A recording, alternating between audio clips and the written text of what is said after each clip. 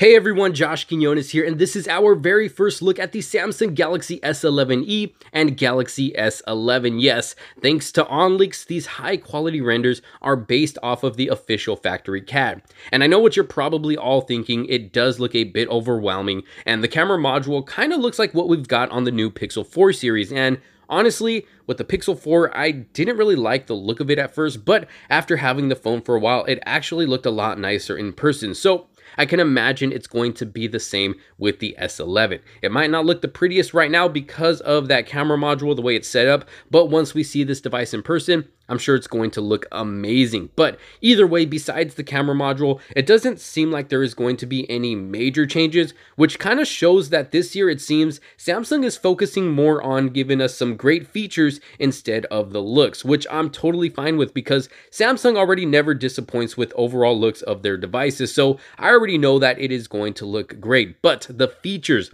they are going all in this year. We got the better display with possibly 120 Hz for a smoother experience. We got better battery life and some killer cameras. And I mean killer cameras, and are probably going to be the best cameras on a smartphone in the year 2020. But let's start with the Galaxy S11 here. Looking at the renders here, it looks like they are keeping that beautiful curved infinity display, but this time putting the camera hole punch out in the center like what we have on the Note 10 series. And leaks say screen size will be at 6.7 inches. Then going to the back, we can see the new major camera setup with possibly a total of 5 cameras. A 108 megapixel lens, a 48 megapixel lens, and a 12 megapixel lens with time of flight sensor and 5 times optical zoom. So we're definitely getting all the goodies here with the main lens, telephoto lens, and the ultra wide lens. And then also some crazy night mode features as well. But I did cover all this in a previous video, so go check that out if you have not done so already. You'll also notice that it looks like we will be having a slight camera bump, which can be expected with the bigger sensors. Then going around the sides, you can see the power button and volume rockers on the right, and then nothing on the left. Samsung has let go of the Bixby button. I think they have finally listened to everyone not wanting it there anymore, so I'm actually pretty happy about that.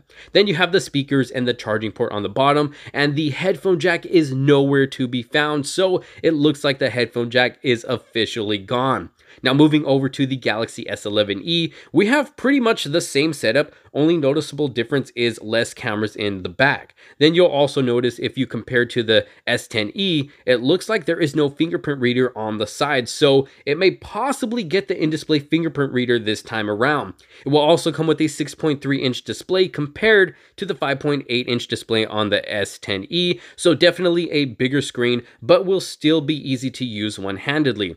And I'm sure the specs will be a bit more toned down as well compared to the bigger S11 and S11 Plus. But overall, I think they look pretty good. I'm sure a lot of people don't like this design, but we got to remember that if we want these better cameras with bigger sensors, we are going to have to make a small sacrifice in looks in one way or another. So I think Samsung is going the right route on this one. Either way, I am super excited for these devices. I cannot wait to see what Samsung is going to bring to the table. You all let me know what you think down in the comment sections below. Let me know what you're most excited for in these devices and what you would like to see. Don't forget to like, subscribe, and hit that bell for notifications so you don't miss out on any other future videos to come.